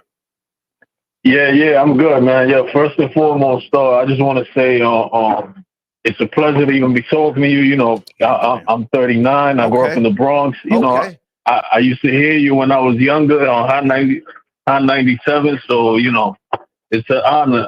Thank you, man. Can you adjust your headset, sir? It's kind of echoey. I want to hear what you're saying, but it sounds like you're in a hallway or something. Can you make the adjustments? Yeah, because I'm at work right now, so I drive a bus. I shouldn't even be talking to you, but I'm gonna put you on speaker. So yeah. So I want to speak on White Boy Rory. They were saying he said that kind of. I think he struck a vein. So what's up with White Boy Rory and the Dominicans? Well, sir, your phone sounds even worse now. Put it back to how it was, because I don't want you to kill the vibe. I appreciate the call. Are you ready? Are you ready? All right, no doubt. I'll call. Okay. I'll call back in a few. No, stay there. Stay there. I was just asking a question. I think Puerto Ricans created disco dancing, not disco music, the dancing. I could be wrong, and that's where Rory came in. But Rory got to think about, you know, what his Caucasians created. You know, they created the Dolphins. You know, they created the Custies. You know, and they ain't create much. You know, at least Puerto Ricans created salsa. You know, they created that banging ass food that people love to go to restaurants. Don't nobody go to no restaurant and order what the white people eat nowadays. You know, the little pies, the shepherd's pie. Don't nobody go to no restaurant. Yeah, let me get a shepherd's pie there. You know, where you know, man, that dude Rory is bugging, man. He's bugging. Sir, do you want to talk to him? I mean, he'll call back. Do you want to? What's going on? Yeah, I think what it is that, you know, probably a few years back or something, some Puerto Rican and maybe a half Puerto Rican, half DR. Well, he was jumped by Puerto Ricans, if I'm not mistaken. Hold on, in a jail on Rikers Island. But he said he fought back. He didn't just, you know, didn't take the L, if I remember correctly. No. It goes deeper than that, because I did time in Nassau County, and I did time on Rikers too. But back in the day, I've been, thank God, since the age of 21, 22, I haven't been in trouble with the law. I haven't even set foot inside a precinct. This was back in the days when I was a knucklehead. Good for you. I ain't never hold any grudges against. I fought black people. I fought South MS-13s. I fought white people. I ain't never hold any grudges on none of it. It is what it is. You take a L. So I think what it is that some Puerto Rican gave some schlong. I think what it was is that some Dominican or Puerto Rican dude gave some schlong to his wife or baby mom. You know? Okay, now, hang on. Stay with me. Stay with me. He wants to call in. I want you guys to talk one at a time. We can't have, shouting and screaming on top of each other, okay? You called his name. Yeah. You called his name. Rory, this is a guy who's called in. He's driving a bus. He has an issue with you. And, I let people work it out on the show. Rory, okay. Yo, Rory, what's poppin'? Yeah. What you contributed, man? What you contributed? Yo, but listen, what I want to know is, you said Puerto Ricans are up there with Dominicans in the top 5 worst people in the world. What we do to you, man?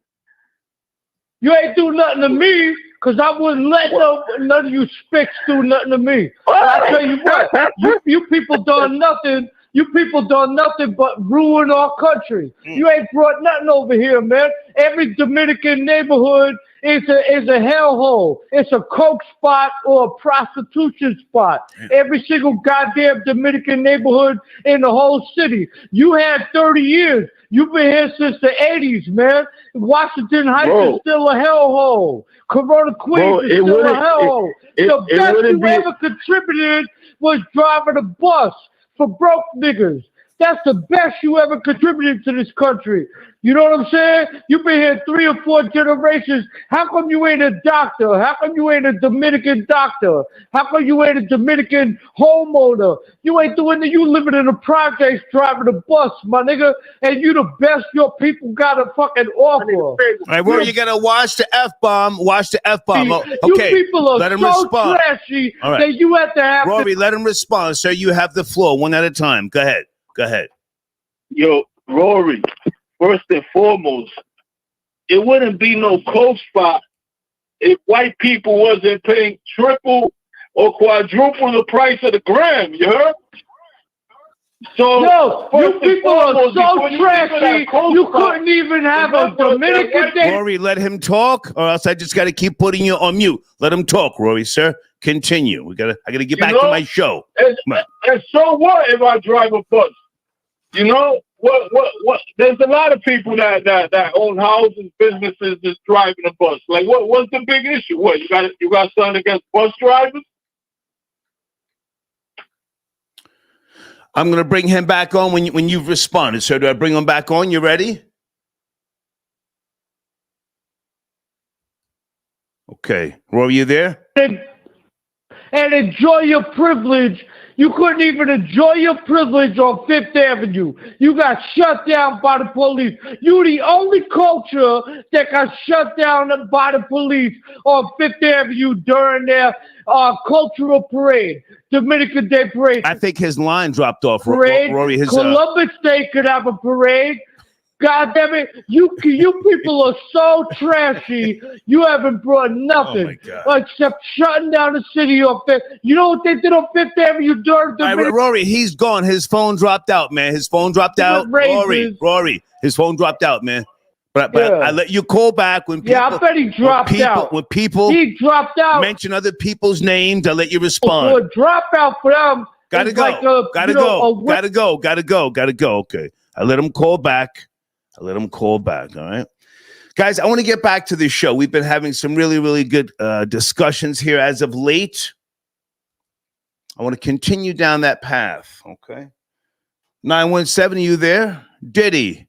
Yeah, I'm here. What's up, Stars? How are you? Yes, sir. Another bid for freedom. That's what I like to hear. I wanted to talk about Charlie Hustle because you brought him up, man. Yeah. And I'm a big baseball guy. Pete Rose, come on. He could. He played in so many positions. Player had the most hits of all time in baseball. Mm-hmm. But then he got banned. He was betting on his team. Yeah. There was a little grace period, I said 10 years ago, where it was a vibe where baseball was trying to bring him back slowly. Mm-hmm. But then he had this crazy interview. He was just losing his mind kind of. Mm-hmm. And it was we got to get this nigga out of here. Mm-hmm. So baseball just didn't unban him to try to put him in the Hall of Fame. Okay. Also, he did a documentary. Well, he was in a documentary that came out on Netflix not too long ago, and he was like, "If I don't want to go into the Hall of Fame, if I die, after I die. Like if I die and I'm not in the Hall of Fame, like I'm sure they will put him in there, though. I'm sure they will. Yeah, I think so. But I mean, listen, like the guy was a monster. Yeah. Like, and I know you're not really into baseball now, but like how I am, but like I know you saw him growing up, like the Big Red Machine with Joe Morgan, Johnny Bench. Johnny Bench, batter up. I had to batter up. Yes, sir. In my backyard. Come on. Yes, sir. Yeah, like, you know, yeah. So like, I know you saw him live. Like, I'm a little younger. I mean, I'm younger than you by far, but like, you know, those Big Red Machine teams in the 70s was bad. Like, you know, that was it. I never saw him play in person, but you know, his name was huge. Okay, so did he die? Did he get a pension? I never knew that they banned him from baseball. But did they take away his pension? Well, they banned him. Well, I don't know about the pension and all that, but I mean, to be honest, like when the ban happened, it happened in I think 89, 90. Yeah. And that's when he was managing as well. Because you remember, well, I don't know if you remember or not, but he was a manager player. He was playing manager at one point, and then he was managing. I think it was the Reds, if I'm not mistaken. He was managing that. I'm not sure, but he also was betting on the team. Like, you know, having like it's insane. Like. Yeah. You're the manager, you're the coach, you're running the team. Hang on a second, sir. Can I interrupt for a second? Can you Google? Oh, you're fine, please. Google. I want to know if he got a pension. I can't Google right now. Okay. I don't have my laptop out. Okay. I'm just trying to figure out if they took away his pension. You know, being banned is one thing. I want to know if they took away. You know, listen, O.J. Simpson had his pension all throughout his life, you know. I did not know that. Yeah. But baseball with Pete Rose, like you would see him, like it would be like 1 year, like it would be like the playoffs, and like Fox would have him on as a commentary or something like that. Like you see like the media side of him, but you never seen him like at a stadium or anything like that. Like they bring him into their studio. Right. Okay. Well, listen, but he had a hell of a run. Unban him, put him in the Hall of Fame, and not at the end of the day. I mean, he played from 1963 to 1980 something, whatever. Like over 20 years, 23 years, most hits. Yeah. Is he one of your favorite players, or you just keep up with his? No, I'm a big baseball guy. Okay. I'm a big Met fan. Really? We had a wild card game today. Yeah, we had a wild card game. Stop right there, sir. Stop it. Yeah. Are you still paying Bobby Bonilla? Are you still paying him? Yes. Okay. We paying him to 2000, maybe like 2030 something, $1 million a year, July 1st. It's actually that stupid smile of his. Hang on, let's slow it down here. That stupid smile. He didn't bring a World Series to the Mets. How many years did he play with the Mets? I forget. He didn't play for that long. You're right, but his manager like had to deal with. Sir, you said you know baseball better than me. How many years? I'm just asking. Did Bobby Bonilla play? I don't. No, I'm not going to sit here and lie to you. I know it wasn't that long. It wasn't no longer than 4 years. Okay, but I know that you're a Mets fan, yes? Yes, I am. But again, like I was a kid during that time. Okay. I'm 35. Right. The guy played less than 5 years. Sir, please don't rush. Less than 5 years, and you're still paying him. I think it's $1 million and change per year. Until $1.3 million until 20 what you said? 2030 something. Yep. Are they still paying Darryl Strawberry? And Doc Gooden? And Doc Gooden? No, we're not. Why not? At least they got a goddamn ring for you. Bobby Bonilla, if I'm not mistaken, he went to the Marlins and got a World Series. Did he not? Yes, he did. Take it from there. I think what happened. I don't know the exact terms, but he was one of the players that like they structured the contract to go many years after they left so they can have more money to bring in better players now. Like, for example, the best player in baseball, Shohei Ohtani, he's making $4 million until 2035 and then he's going to start getting paid $30 million a year after way past his fine. So teams do contracts like that. Sir, Bobby Bonilla signed a $29 million contract, equivalent to $63 million per year. No, I'm sorry. Pardon me. Equivalent to $63 million today from December 1991 up until was it 1994? Yes, that sounds about right. He robbed you guys. He robbed you. How could you still be a Met fan after that type of stupid? Well, I didn't become a Mets fan until 2005. I was like 15. So Jesus. Yeah, like I was alive, but I didn't know what was going on. I was like 2 years old. All right. Anything else you want to finish up on? I'm rambling here. No, I just want to call you about the Johnny Bench thing and Diddy and all that, and that's about it, Star. No, wait, sir, please. You sure he didn't play with the Mets from what do we say? 1991. You said 91 to 94. I don't know. I'm asking you. You sure? Again, I'm not 100% sure. Yes, I'm a Met fan, but that was in the 90s when I was a toddler or child. Okay. So I wasn't really following him. I'm going guys, how many years did Bobby Bonilla play with the Mets? I got something else here that says 1999. Are you sure, sir? Before you go, just work with me here. They're saying get you off the line. He played from 92 to 95, Star. Okay, 19. Okay, all right. I'm trying to learn. I'm not trying to throw you curveballs. No. I'm just trying to learn. I understand. Okay, all right, but Jesus Christ, He robbed you, man. He robbed your organization. You're still paying him. That's all I know. Would you sign that contract, Star? I couldn't. Would you sign that contract, Star? I couldn't play baseball, sir. It's not even a question I can answer. I appreciate the call, though, man. Thank you about Pete Rose. Thank you. Thank you. Yes, sir. Lex Diamonds, he says, yo, fam, you good? Oh, thank you, man. Thank you for tapping in. It's a late show. I'm enjoying the late shows. I'm getting in more females that call in. I think that's a great thing. Address some of these topics. Hold on a second. I'm looking for 201. You've been very patient. Are you there? 201. Yes, no, maybe. Please don't kill the vibe. If you've got us how you doing? on a Can speaker. you hear me? Hey, baby, what's cracking? Hello? Hey. Hey, I want to talk about Diddy. Let's go. The diddler. Oh, my God. Like, they found 1,000 bottles of baby oil. Now, let's look at this in a harm reduction perspective. Baby, we've been there already. That was, baby, that was a week ago. We're not going back to the baby oil bottles.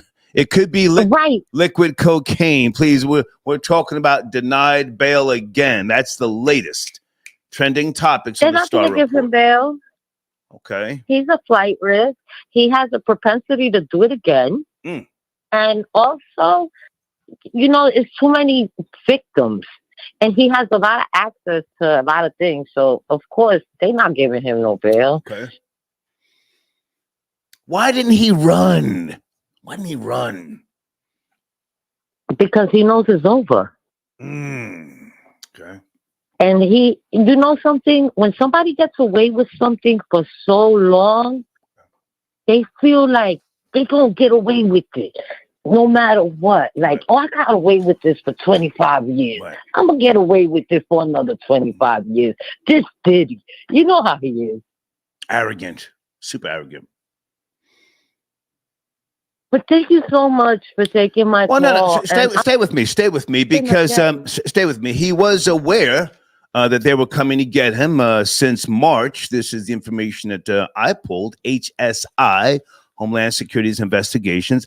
Why didn't he run? Do you think that black men, high-level, successful black men, are delusional? R. Kelly, Diddy? Both of them should have ran. Old ass Russell Simmons is the only one who realized I gotta get out of here.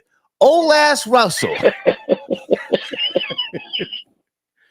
Come on, girl. Oh, Russell. But it's just like, it's crazy because none of the NDAs, don't they expire? Say again? Do NDAs expire, like non-disclosure agreements? Do they expire? Depends, or yeah. You're not supposed to talk about it. Well, I mean, listen, anything can be contested, you know, if you feel that you signed something under stress, or if a gun was put to your head, you can say, listen, I signed that under, you know, the wrong, I wasn't lucid, I wasn't of sound mind. But where are you going with the NDAs? Yeah. Where are you going? But you know, like a lot of the things that they're charging, like people being sex slaves and stuff like that. Like I saw this article, I don't know if it was clickbait, that was talking about like Beyonce was his sex slave. And I was like, but it's not against the law to make porn. You know what I mean? But it's Girl, you better watch your mouth talking about Beyonce unless you got a source. Watch your mouth. Huh? Watch your mouth talking about Beyonce. No. I was saying that as an example. Oh, okay. A fictitious example. Yeah. Go ahead. I don't want that beehive after me. Yeah. I'll send them in your direction. Go ahead, you were saying? Oh no, please. No, but I'm saying, like, if it's consensual or whatever, yeah, I truly understand that a lot of people probably gonna be like, you know, it was consensual. But a lot of this wasn't consensual, and a lot of this destroyed people for years. Can you imagine the healing a lot of people had to do because of, like, getting sexually assaulted or whatever? Baby, I want to go back for a second. I asked you a question. Why didn't Diddy run? Why didn't R. Kelly run? Are high-level, successful black men delusional? Why did old ass dust-smoking Russell Simmons, why did he have the sense to run? Why didn't he run? Because he meditates. Because he meditates and he does yoga, and he really fought to the end. They didn't think to the end. Come on. Now you're making sense. Russell stopped smoking that dope. He was a hardcore dope head. He admitted to it. And he as you said, he started doing yoga, smelling his crotch, you know, and folding his legs, and he said, I'm out of here. He's the only one. Come on. Yeah. Come on. I would have ran. But remember, you get away with it for so long, you ain't gonna want to run. Yeah. You think that you're above the law. Or you're just delusional. Hey, are you from my generation? You sound like you might be a woman of a certain age. Yes? I look, I'm not even ashamed to say it because I don't even look my age. I'm 52 years old. 52? 52, 52. Okay. I used to listen to you in the 80s. You went buck wild. I wasn't on the radio in the 80s. Stop, snap out of it. March of 2000 is when the Star and Buck Wild show launched on Hot Nights. The 80s? I was nowhere near radio in the 80s. Hang on a second. My question for you, since you say you're 52, did Puerto Ricans create disco dancing? Puerto Ricans, disco dancing. Come on. Well, honestly, disco dancing came out in the discotheques. But yes, in the 70s. Disco dancing has 70s. Sort of steps. It has steps like salsa, merengue, and stuff like that. So I don't see where it could be too far gone from it. They slowed down the beat and gave it a pulsating bass. White people. Right, but and then stole I've done the hustle before. What's that? And I said I've done the hustle before, and a lot of the turns are turns that I would regularly do in merengue. Bingo! The Hustle, which was one of the most, classic songs from the disco era by Van McCoy. Do the hustle. Dun, dun, dun, dun, dun, dun, dun, dun, dun. Remember that? If you look at those steps, you would notice that it's like salsa. That's my point exactly. Just a random question. Yeah. Black people always claiming somebody stole something from them. I think Puerto Ricans created disco dancing. You ever heard of Paco Rivera? Oh, that was my favorite DJ. Paco, baby. Disco 92. No? Yeah. That was wild, but that was like Wolfman Gang and stuff like that. What's his name? Hey, it's the Wolfman. Wolfman Jack. Wolfman Jack. The Wolfman Jack, yes. Hang on, folks. This is an old conversation. Go ahead, finish up, baby.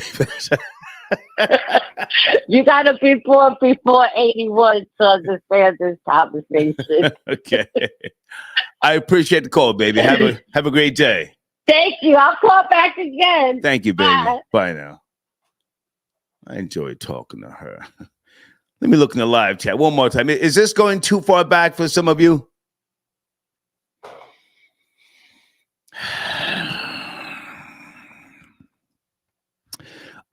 Somebody in the live chat is concerned about me being alone. I'm not lonely. I'm a man of substantial means. I have assets. I've done well for myself. I'm alone, but I'm not lonely. Why are you so concerned about me? Somebody says, I think Star is Puerto Rican. Well, somebody tried to rat on me one time. he was serious. He said, yo, I used to hang out with you. I know you're Puerto Rican. I said, no, I was never Puerto Rican. I used to tell him I was Puerto Rican. Anyway, next time as I got you at the donation, thank you for tapping in, sir. Let me go to area code 980. Late night, are you there? 980. Diddy denied bail again as of yesterday. 980. Are you ready? Hi. Yes, Star, I'm here. Hey, baby, how are you? It's cracking. I'm great. I hope you're having a good evening. I wanted to touch. Great. I wanted to touch on something you said that was very, very profound. Okay. When you just said, are the black high-value males delusional? I absolutely agree with that. Come on. I think the whole high-value black male delusion that we've been hearing for the past maybe 4 or 5 years is coming to an end. Okay. I think that the contradiction of everything is being exposed, especially under this current solar eclipse that we're getting ready, the second solar eclipse that we're entering into that's about transformation and death. Okay. And an ending to an old paradigm of the patriarchal construct specifically dedicated to black males who have been deceptive and been practicing deceptive practices against women and children. So what they've been doing in the past 4 or 5 years is scrambling. So they created this narrative of the high value black male to downgrade and to have a power over women. So with this upcoming solar eclipse, this is the end of the high value black male era. And Kevin Samuels, he was another sacrifice for them. Ooh. So he came, yes, he came and he left, but this is all part of the karmic debt that black men owe humanity, especially around their culture that they have. So this is it's so much happening. If you even look at just a lot of the black male celebrities are scrambling right now. They're fighting with each other. They're bickering. Everything that they said against the women, they're actually doing it themselves. Can I jump in? Yeah, of course. Okay. I appreciate you calling in and stay in touch because you see, I've had similar conversations like this, but sometimes it doesn't resonate. You see, I can be objective. I most certainly can. A lot of these bum ass niggas are delusional. They're not high value. A lot of these bum ass niggas who go overseas claiming to be passport bros, not only are they going over there and finding comfort in the arms of a lady boy, but these niggas don't have any real means, surely don't have anything of assets to offer any female, whether she be black or white here in America. So the delusion, as you put it, as I put it earlier, it's real. Now, Kevin Samuels was one of a kind. I never met him, but he was from my generation. I liked a lot of stuff that he said. He hit the nail on the head. But again, he had to reach that point. If you know his history, he was on YouTube for a decade. Did you know that? Yes.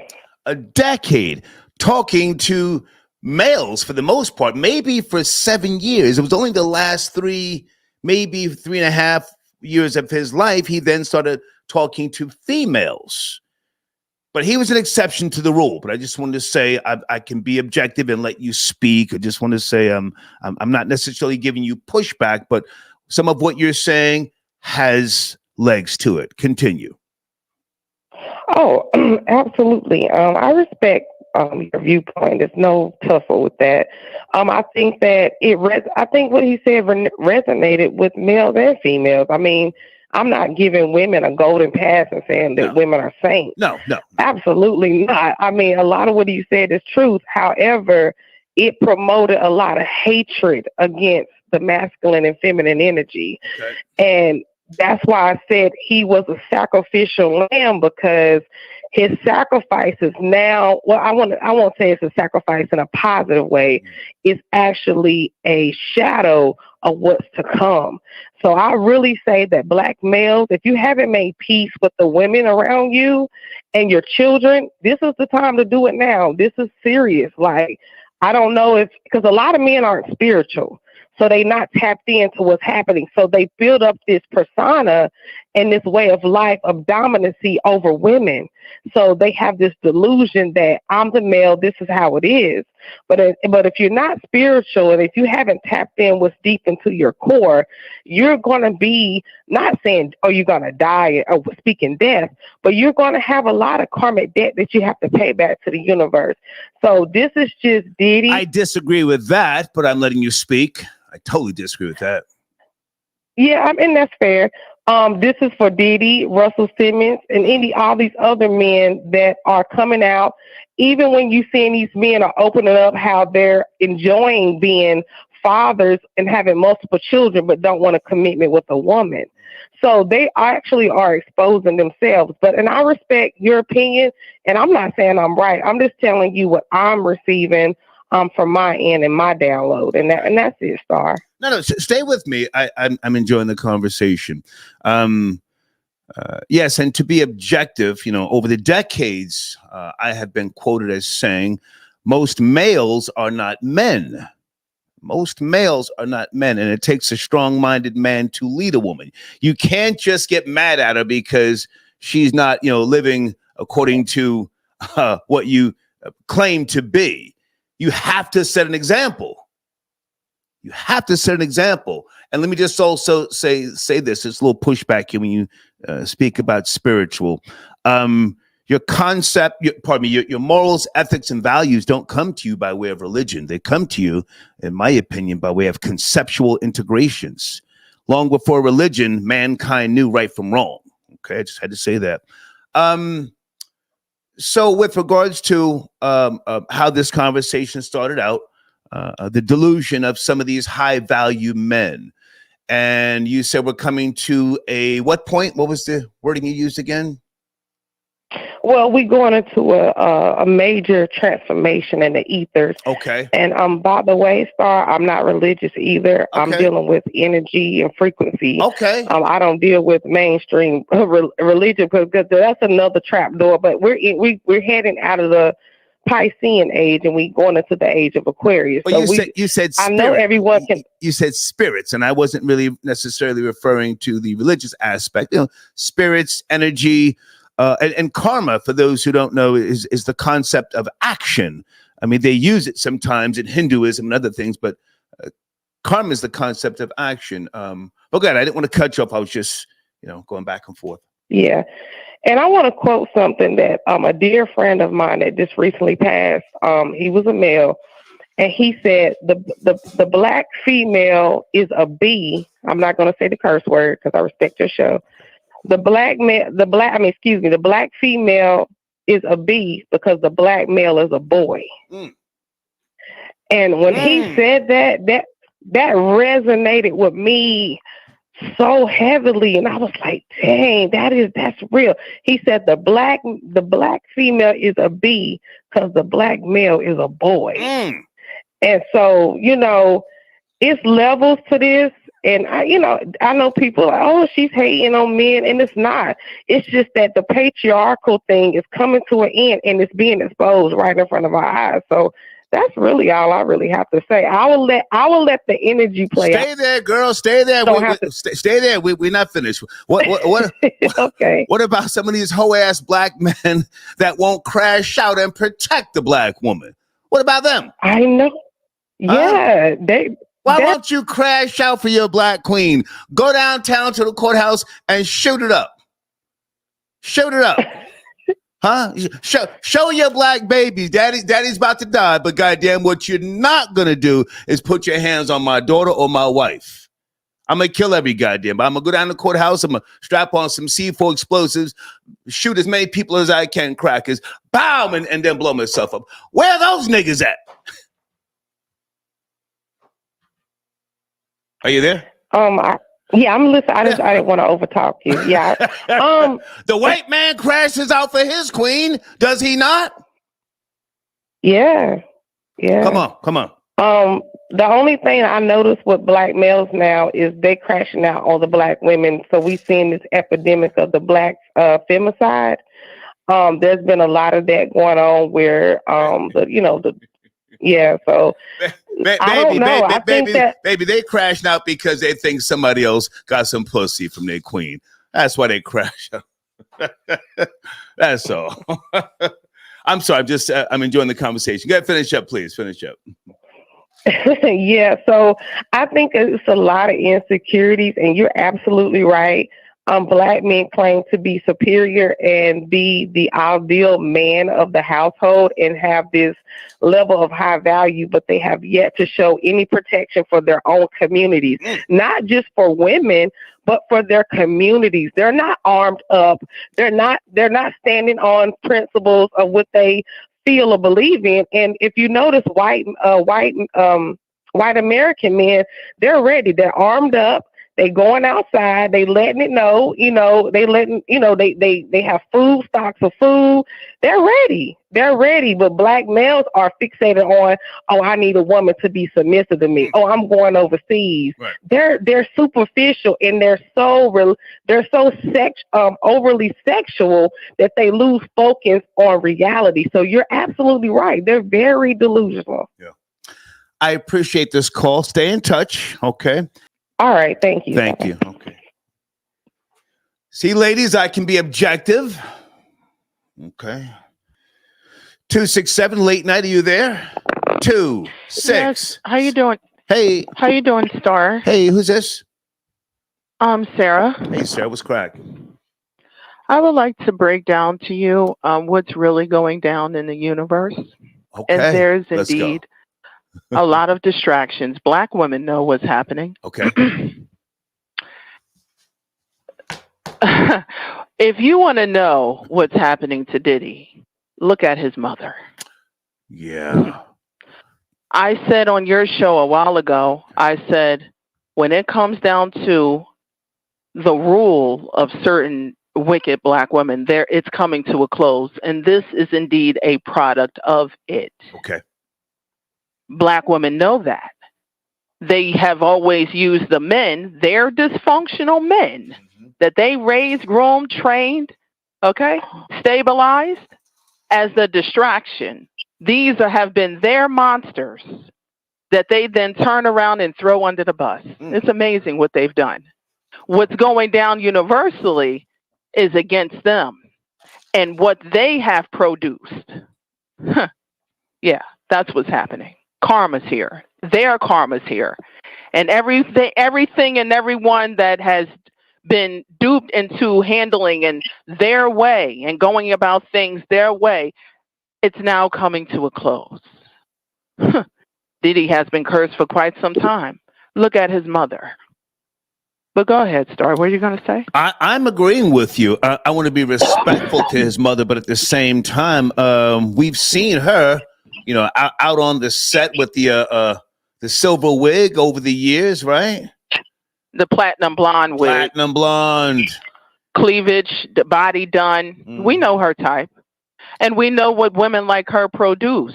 But the name of the game has been, oh, look at the men, look at the men. Where did these men come from? Right. Because they didn't walk off the plantation in this condition. Right. No, you have been the source and the nucleus, and the universe is bringing you down. And that which you has embodied you. That's what's happening. They don't want to talk about that. Yeah. Well, I love it. Let me jump in here. You see, I can't say it because then I'll be accused of being a black woman hater. But let me ask the question: do black women have some type of demonic inner nature, or some type of something within that is spawning these savages? Because we see they're not just spawning them, they are deliberately raised, trained. Oh, I'm sorry, go ahead. Let me just finish the question. We are seeing a different type of young savage, or as Hillary Clinton said, super thug. These little niggas running from police. The cops come up on them, they're talking, they step on the gas, they fight and get off me. These are new bitch-defied niggas. So I'm agreeing with you. It's got to be the womb that they came from. Go ahead. These women are into some very deep, dark things, and I think it's quite evident. Okay. They've done things that have crossed the universal lines. Everybody has looked at it. No one dared to challenge them. Yeah. This is a race. They openly hate the daughters of the race with no shame, right, for all to see. They built their sons up to believe something unnatural happened. Yeah. They built their sons up to believe that they were better than their black female counterparts. That's what happened. Mm-hmm. She did that because she was never going to raise a man that would find value in humanity of another black woman, not on her watch. Mm-hmm. So she created something that words can't even describe. Mm-hmm. This is why the universe is purging the energy of her. These women, if you ever want to see them and witness their soul, watch them with other black women and children, even if it's not their own. They cannot hide what is inside. They are filled to the rim with demons, and they know it. Okay. And they wage war and train the people to wage war against literally the best of us, those who are truly gifted and anointed, those with high IQs, because that's a threat to their wicked rule. And the main weapon that these women have used has been their dysfunctional black men. He is nothing more than her in male form, and she knows it. All of her demons are in male form. And the universe is bringing that to a close. We're witnessing, it's some universal. Go ahead. I'm sorry. If I could ask one last question. Okay, I'm sorry. No. Hey, you're doing great, because if I say something like, he hates black women, they've been able to get away with so much with that. Right. They've been able to, you hate black women, right, then they shut down. Go ahead. Here's the real question: does Mama Combs need to be in handcuffs? Yes. Okay. Watch this. May I? Because this isn't alleged. You can go and look this up right now on her Wikipedia. She is bragging about how she was a friend to, Frank Lucas, and it's so fascinating. You don't have an identity. What have you truly accomplished? Her son was always, navigated, even though he didn't have to that type of gangster life, because that's what his mama respected and what she was into. So, a lot of stuff is probably in her name, and she loves that criminal gangster type of life that excites her. She needs to go down too. And there was another demon that the universe had to stop before it kicked off, and that was that, I believe it may be his oldest son, King Combs. That looks just like him. Christian? Is it Christian? I believe that one that looks like his twin. I think that's him, Christian King, aka okay, King he was the new demon on the horizon. The universe shut her down with the snap of a finger, Right. and the universe shut down. So the demon of the past is so fascinating, and the demon of the future that was waiting to take off. The universe is shutting it all down. I love this. This is the age of karma, glory. I love it. A lot of shape. You're going to hear a lot of shape shifting. There's going to be a lot of refocusing, but the women, the womb of the race, know what's really going on, and they still will never tell the truth. What did you do? I appreciate Big mamas. Yeah. What did you do? I But go appreciate ahead, it. Star. No, I appreciate this call. You stay in touch if you need me to promote one of your platforms. I thank you so much. Thank you for calling in. Thank you. Take care. Okay, Bye-bye. Let's get more people calling in. I'm enjoying the different discussions that we're having here. Area code 415. It's late night. Are you there? How you doing, Star? How you doing, sir? Hey, man. Thank you for taking this phone call. Yes, sir. Where do you want to start? Yeah, Diddy. I was thinking about something that you said earlier about why didn't he run? Yeah. And I'm just thinking to myself, why didn't he run? And the fact of the matter is, in my personal opinion, I think he got in his head. I think for the fact that he felt in his mind, his power, his clout would probably get him out of this. And I think the same went for R. Kelly. I think they should have ran, because you see, if the feds are raiding your house and they got your kids in handcuffs, that's a big problem. Or do you think that with all of the, supposed power here in the States, money and family, there was nothing to really run to? Maybe they had no real connections overseas. What do you think about that? Well, they better make some, because freedom is better than being behind a bar, or bars. But let's really, try to explore that. A lot of black guys, let's keep it real. I mean, the power it's a smoke screen. Well, Diddy's wealthy. He ain't black. Well, he's filing for bankruptcy. He's preparing right now. Do you know that? I didn't know that. No. He's preparing for bankruptcy. But let's go back for a second again to running overseas. Once upon a time, you had black men who said, I can't live here. Paul Robeson, James Baldwin, Miles Davis, and a host of others. Miles Davis. They got out of here. They said, I can't live there anymore. But Edwin Starr, Motown singer Edwin Starr, sorry to interrupt, but Edwin Starr, who did War, and he made himself a citizen of the UK, and he said he didn't like America anymore. Yeah. Didn't he make the soundtrack to Hell Up in Harlem? That Edwin Starr you're talking about? No. Edwin Starr did. He did the song "War." What is it good for? Gotcha. I think that might be the same one. But okay. But anyway, maybe they had no real, network overseas. Maybe it's just all a delusion. Jumping on the planes, popping the bottles, and then when you get down to it, you really can't move overseas and live a simplistic life. I mean, Russell is into yoga, so his whole thing is just, breathing. I don't know Russell's finances, but I'm sure he stashed money. God, he was smart. I remember back in the days, he and I had a bunch of meetings. He would never spend his money ever. But can you speak to that for a second? Very smart of him. Speak to that for a second about not having any real network overseas to run to. Yeah, that might be the case. I mean, and for Diddy's case, sir, I think that could be a situation. But Diddy is a larger than life persona, so everybody knows him. But I think it comes to a point where it's like, all right, well, if it has to go down to this, then maybe I need to run. Maybe I need to just take all 7 of my kids and run, and then just cool out and just chill, and then not come back for a very long time. Because the way it's looking now, Diddy's name is mud, and then on top of that, his kids, by association. I don't want to talk about his kids, but I think I think he's a dead man walking. Diddy? Mm-hmm. Yeah. I mean, it's getting to that point.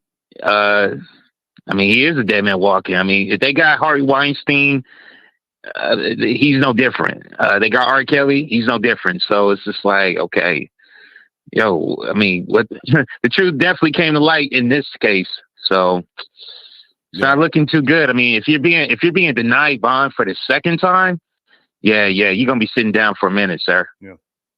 Hang on a second. I want to go back here because I didn't know Edwin Starr left the States here. War and Peace, you mean 1970? War and Peace?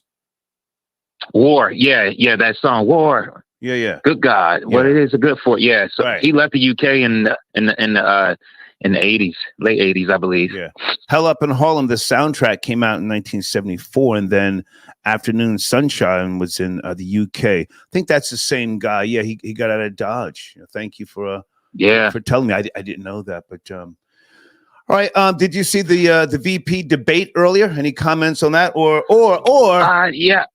Or did Puerto Ricans create disco dancing? That's another question of mine. Yeah, Puerto Ricans did create. I would have to say they did, and in so many ways, they are the foundation to a lot of that culture. So, it's abroad. So, I mean, a lot of things were created by Puerto Ricans, and of course, you got the Fania All Stars, and of course, with WBLS, with the great Frankie Crocker and BK Kirkland really supporting that culture. Man. Yeah. Oh yeah. I mean. The Puerto Ricans definitely pushed on that, so that was something that they definitely spearheaded. So, Fania All Stars, the South Soul Orchestra. Oh yeah, wow, yeah, South Soul Orchestra, man. Wow, that is correct. Yeah, you must be from my generation, huh? No, sir, I'm not. I'm 39 years old, sir. Okay. So, but I will say this though, I had a run-in. I met Al to kind of go back to the Diddy thing. I met Albie Shore some years back, and it's funny because this is when I guess the connection between him and Diddy was really coming out, and so it was interesting because he would not talk anything about Diddy. Mm-hmm. Although his their correlation was the kid, but he just made it clear like, hey, that's what they do. I'm doing this over here. But it's interesting to see him now coming out and talking about things, in regards to that situation with Porter and Diddy and all of that stuff. So yeah. I know he's talking about coming out with a documentary. So look forward to hearing that. I think now's the right time because he had a real health scare. I don't know if he was poisoned or not, but he was in the bed. He had tubes in him. He was out of here. I'll be sure. Well, yeah. Well, it's funny. I took a picture with him, and a little while after that, I did post it on social media. And I know you said stay to keep the kids out of it, but this kind of involves that correlation. But it's funny. I did a hashtag. Q Combs. Okay. And he came right behind that and told me to correct that. He said, "Sir, I need you to correct that. That's a Brown, not a Combs." And I was like, "Oh, okay." But he said, "Yeah." He said, "No." Quincy, you mean his son with Kim Porter? Yes. Okay. Yeah, with his son with Porter. Yeah, and so I remember he was very adamant about correcting that. So and stuff. So well, he was very professional. He wanted you to he wanted you to reference him as Brown, or I'm sorry, I didn't understand. Yeah. Oh, I'm sorry. Yeah. So when I took the picture with Albie Shore, right, I was doing all these hashtags like hashtag night and day. I got that. But he wanted you to correct it to what? I'm trying to be clear. Hashtag Quincy Brown as opposed to Quincy Combs. Okay. He wanted you to call him by his father's name, Brown, which is absolutely Albert Brown. Yes, sir. Okay. Thank you for the intel, man. Thank you for the call. You're welcome, sir. Have a blessed day. Thank you. Yeah. God bless. God bless. There is no God, but God bless. If that's what works for you, I have no problem saying God bless. Lord Hybrid, I got your donation. The celebrity black man is under attack. You light-skinned half-blacks will never understand. You do not have enough melanin, and you have other loyalties. I would have to agree. And I'm not that light skinned. I would have to agree with you, sir.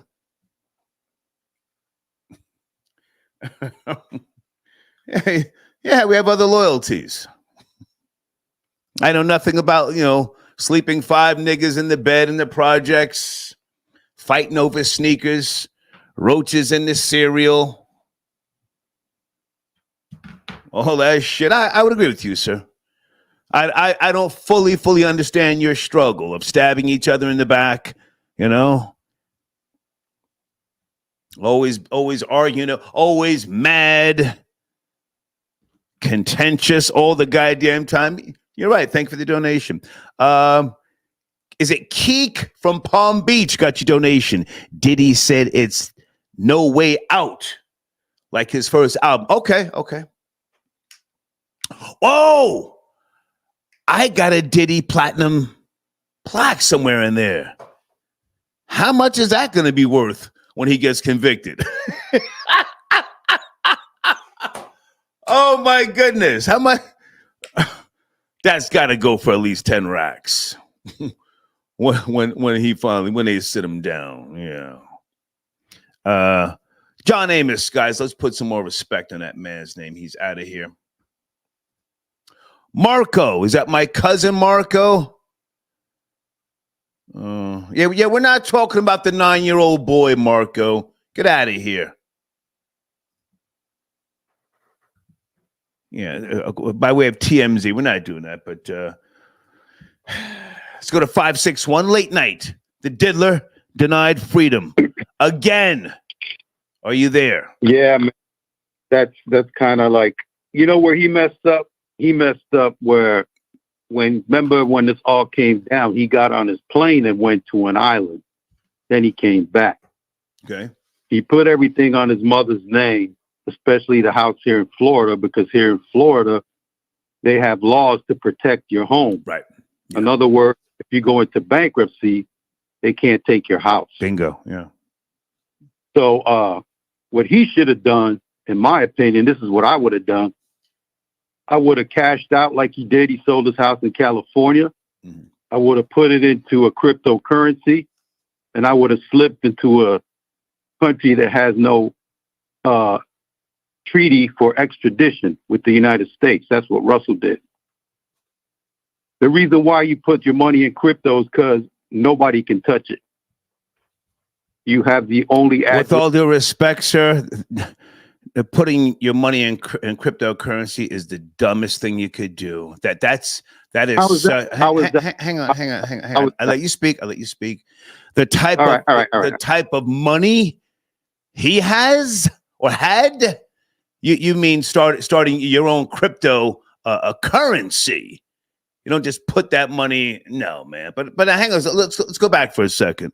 The home in Florida, if I'm not mistaken, because I know he's getting ready to pull the trigger on bankruptcy. Pardon me. Right.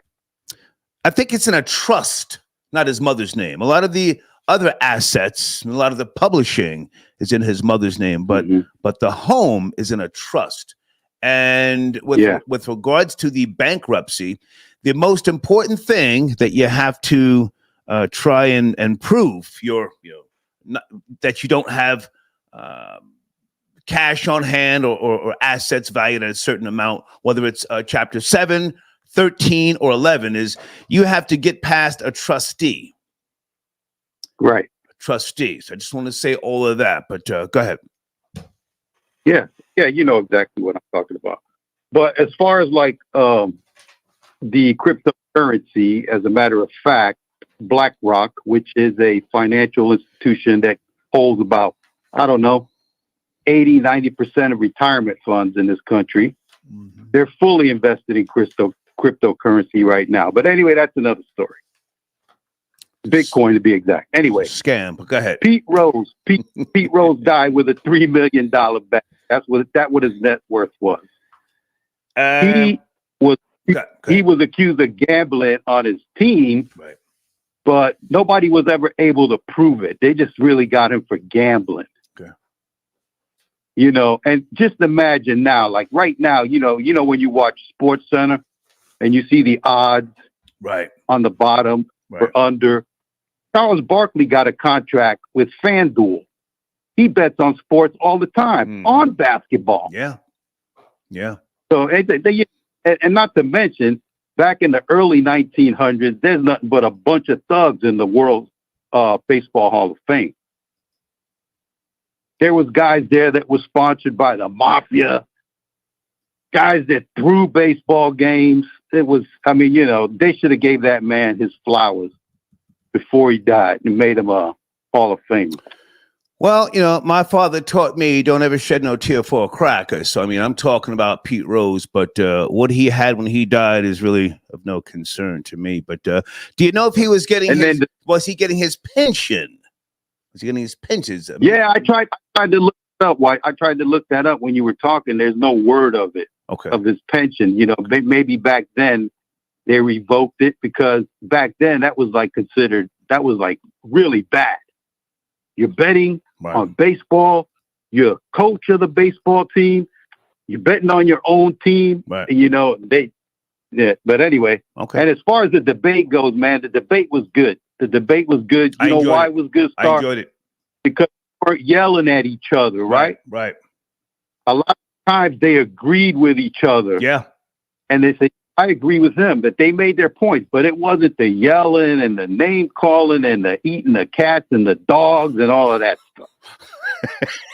So it was, I mean, you know, if at this point you don't have your mind up made up who you're going to vote for, I mean, you're in trouble. I appreciate the call, man. Thank you. All right, Star. Yes, okay. Let me go to area code 229. Thank you for tapping in late night. Diddy denied bail again as of Monday. Are you there? Are you ready? 229. Yes, no, maybe. Hey. Hey, baby. How you doing? I'm good. What's cracking? What's shaking? Yes, I want to talk about the debate. Okay, the vice presidential debate. Instead of P. Diddy, we already know how he really is anyway, P. Diddy. So I want to talk about the debate. Go ahead. And what I seen in the debate. Okay. What I seen in the debate was a slick liar, which is JD. And I seen Tim Walz is more believable. Okay.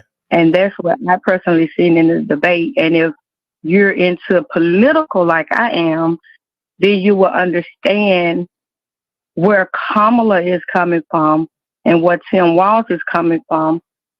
And to me, I don't want someone like Trump coming in knowing that right now the 34 counts that he has and a possibility in November that he can be a felon. So he tried to play the card like for black men, like every black man, they're going to jail, they're this, they're that. You got a lot of black men that's in businesses. You got a lot of black men that's like you. You're on here. You're an entrepreneur. So that's what I don't like about Trump. But with Kamala, she would be different. She would have her own policies. So we have to give her a chance. Trump already had that chance. And what I could see, a lot of people don't know this, but when he came in, Obama already had those policies in place. And so what he did in 2017, he went and passed this bill that really hurt the economy while the economy was already going in 2016. And he came in 2017 and he passed the bill. So when the pandemic came, because in 2019, with his policies, it's a lot of factories that was already closing up. So it really showed in 2020 when the pandemic came and it hit us, all of us, we had to close up, everybody, whatever. He mishandled that. And so it really showed how the economy really was. If you can get what I'm saying. I'm listening to you, and I'm based on his policies. Okay. And so it was like the factories started closing down. And so what I thought was, I give them a little credit for the black lady that, did the, the vaccine. She did that. So it took some of that. But then he was trying to take credit for all that as well. But really, of course, he didn't have anything to do with that. So I look at it as the policies that Joe Biden have right now is helping out the economy. It's slowly bringing it back. And now the interest rates went down. Can I jump in for a second? Can I jump in? Okay. Okay. You spoke about Trump and his felonies. Are you a mother? If so, do you have a son by any chance? Yes, I have. Yes, I have 6 children and married for 24 years. Okay. Any of your sons been falsely charged and caught a felony charge? It was one at one point, but that was in. But the answer is yes. The answer is yes. Yes. Just one. Okay, just one. It's okay.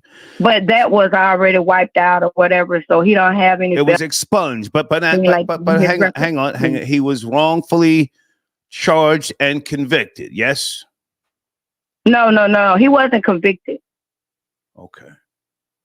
Was he wrongfully charged, or did he do what he was wrongfully charged? But the judge decided that it was wrong for that. And what the police had did was, it's a little situation, whatever it was, something to do with the police. So the judge seen right through it. And so what the judge did, So he wasn't convicted of the felony. How did he get out of that? Did he tell? No felony at all. No, he didn't have any felony. Okay. I was just asking. Okay. Mm-hmm. Well, now hang on a second. Yeah. I'm not trying to grill you. I was just wanted to see if since you brought it up. Did you know that Kamala Harris, once upon a time, she was the tie-breaking vote with regards to inflation? And hang on. She is the one who tipped the scale. So when you talk about the economy, you have to be real about that, about why we are where we are, right? With the Biden administration. Kamala Harris, was the deciding vote, right? Of course, she was. Do you want to give a little bit more context? Because, I can appreciate. Oh, yeah, I know about that. Yeah. Okay. This how it works. In Congress, okay, it was 3 different bills that was passed. It was one where the Republicans and the Democrats passed it, and that was a bipartisan bill with the CHIPS Act. So the Inflation Reduction Act came before, I think it came before that. And so what that did, it helped pick up the economy. People don't realize it, but it helped pick up the economy in the end. So it was more like where you could, I would say, I can't really explain it. You're trying to cover it up, baby. She was the deciding vote that threw. Yeah, she was the deciding vote for that threw one. us into the inflation, baby. Okay, you got to be real with it now. I mean, it was already, like I said, Russia. No, don't do that. Don't do that. Come on now. I let you speak. You have to be real. Okay. You have to be real. Kamala Harris had the deciding vote, and she brought on the inflation. Okay. That's a fact. Okay. It's a fact. Yes. Yes.